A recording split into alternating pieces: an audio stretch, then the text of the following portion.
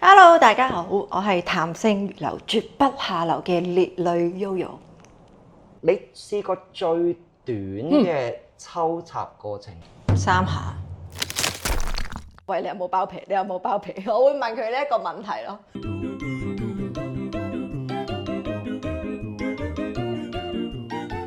Hello， 大家好啊！歡迎大家嚟到談性如流嘅節目，我係竹子中醫嘅高級治療師 Abel。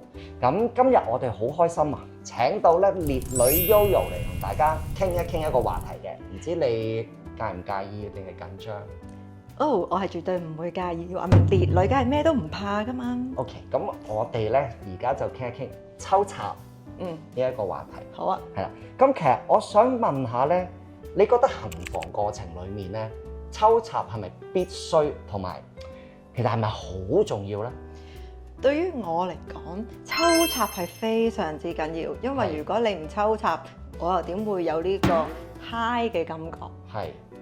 如果你唔通你就咁喺度磨，或者你用手指當然前奏係重要，咁但係最終嘅過程都必須要係抽插。即係就算一陣咁樣點都要嘅。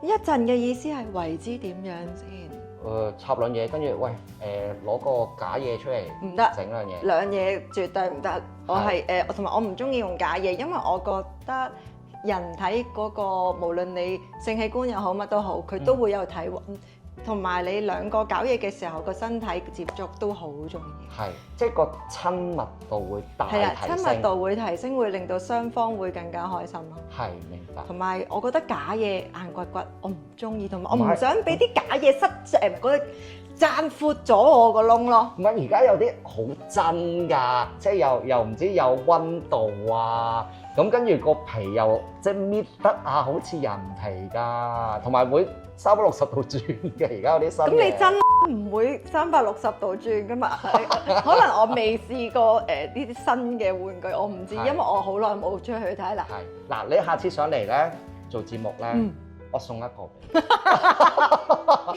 啊，你自己試下。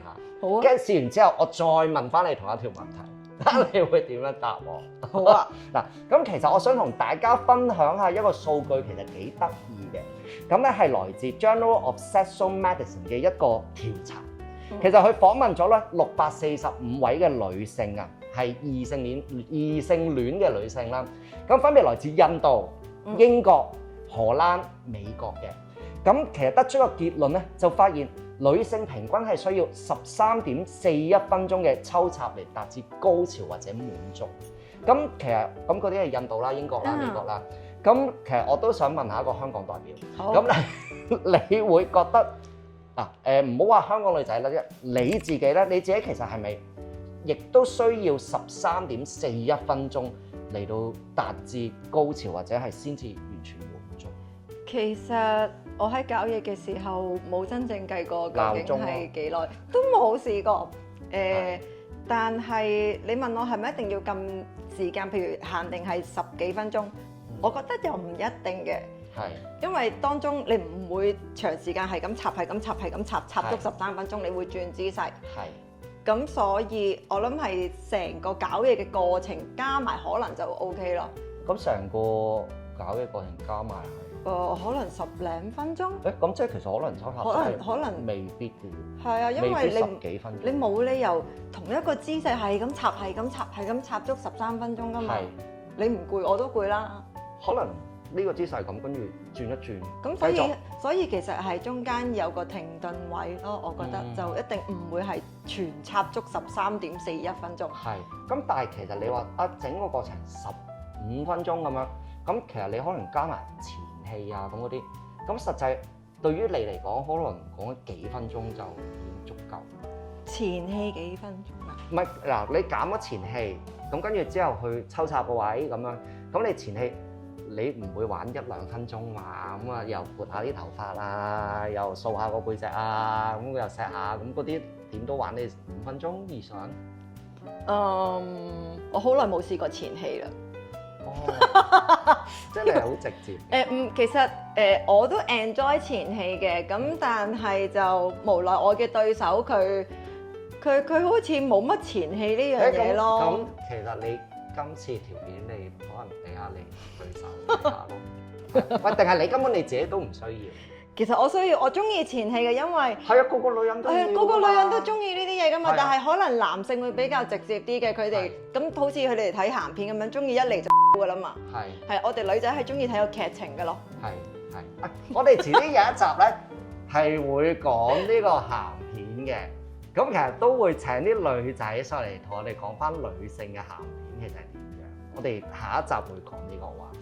嗱，咁其實你本身就真係話未必需要13.41分鐘咁啦，其實都想知道有冇其他嘅人係真係要呢一個時間嘅。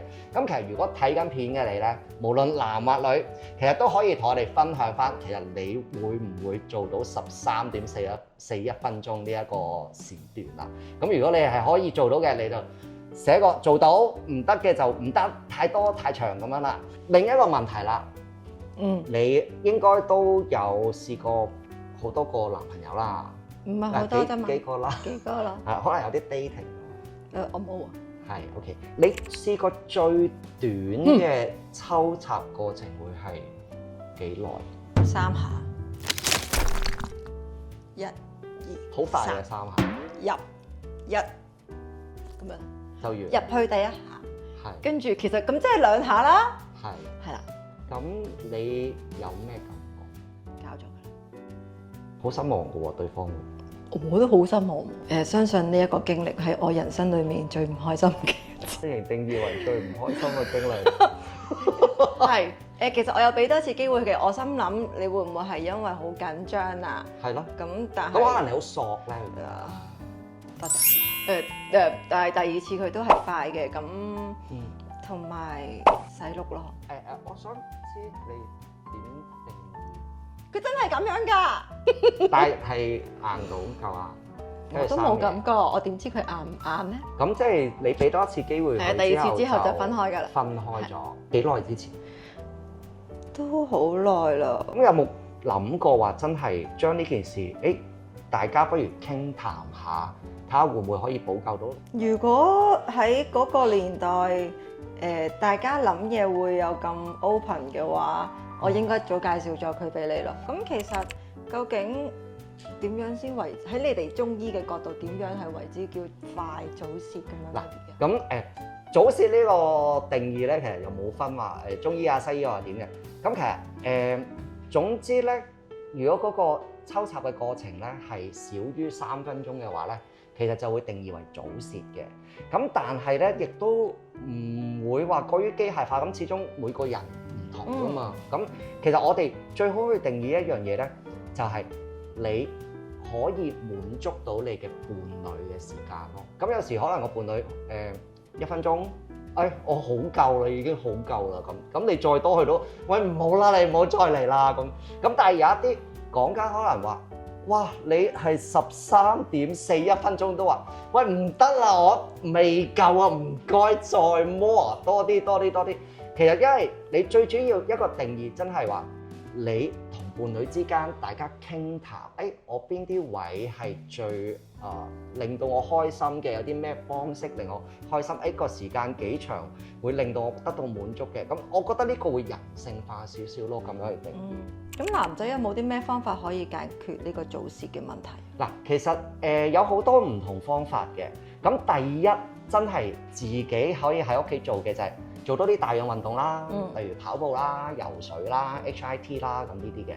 咁你都係健身教練嚟嘅，係耐力。係啦，咁你揾一集你示範下 HIT 俾我哋睇都 OK。嗱，我覺得你如果係你教嘅，應該好多男士會跟住你。有嘅，其實真係有學生去問我呢個問題，我亦都有教佢做一啲嘅運動嘅。係。其實亦都有好多醫學論文咧，係有寫呢一樣嘢係可以幫到早泄嘅問題嘅喎。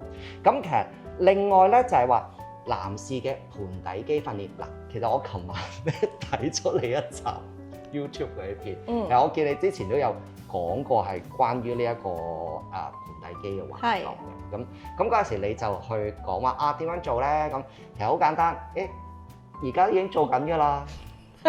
係啊，但係其實男仔同女仔係咪都一樣嘅？女仔都一樣，但係只不過有時我哋講話其實女仔佢嘅盆底肌其實同男士嘅功能亦都一樣嘅，即係例如好似你小便想忍住個小便，其實 apply 喺男士嘅角度，其實除咗喺男士忍小便之外，亦都喺好想射精嘅時候要忍住唔射，其實都係同一樣嘅嘢咯。係啊，同埋你哋有時咧女仔咪會可能想嘅緊緻啲咁樣啦，即係可能個過程裡面會想緊緻啲啦。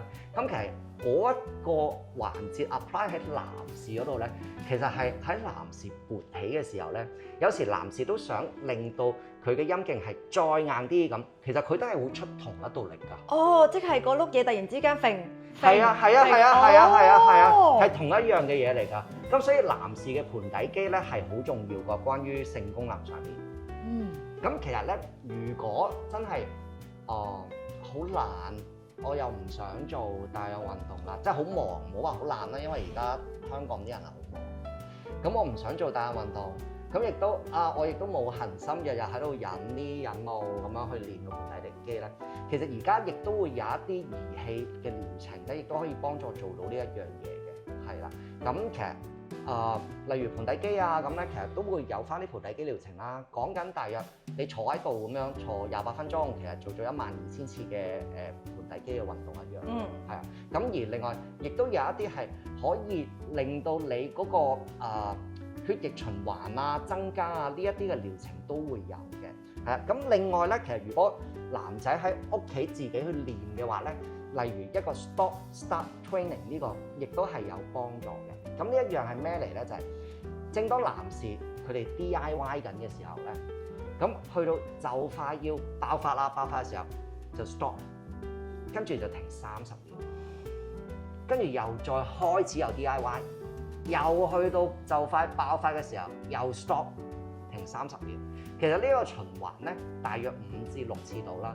其實就 train 翻咧，男士係對自己邊一個位已經去到臨界點啦，就快要爆發啦，如何控制呢一件事咧？咁即係呢個就係咁樣嘅 training。咁而另外咧，中醫咧其實亦都可以幫助到早泄呢一個問題。食藥定針灸啊？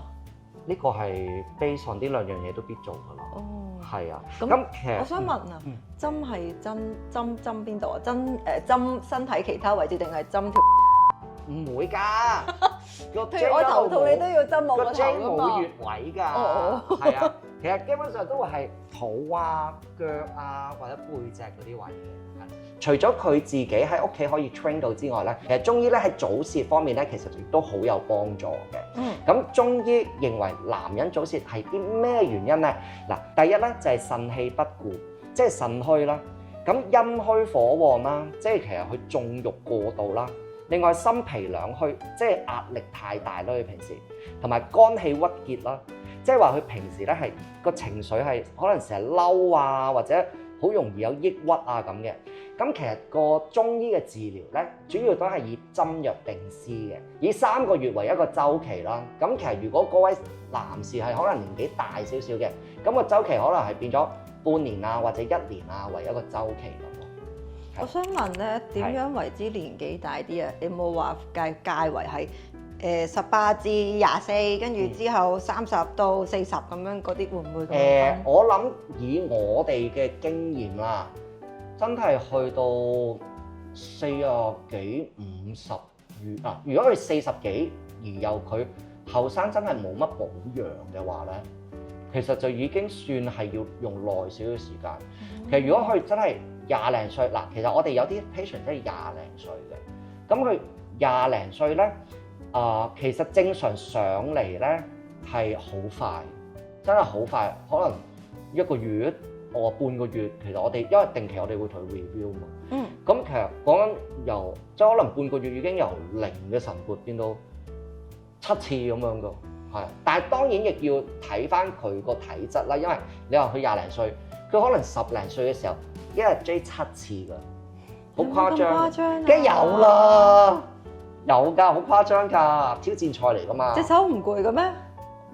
唔攰，因為個意志力可以控制到，就算幾攰都照嚟㗎。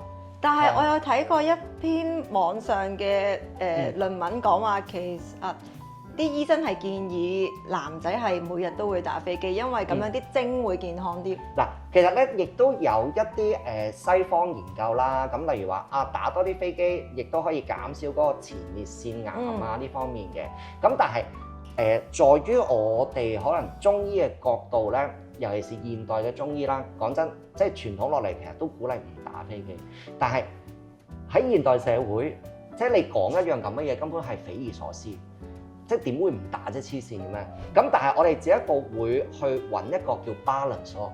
咁例如點樣為之真係太多啊？咁嗱，其實我亦都講咗好多次，人即係例如你嘅身體，人嘅身體其實好聰明㗎，佢係會喺唔同嘅時間會俾一啲 signal 你嘅。咁例如你關於打飛機太多會有啲咩 signal 咧？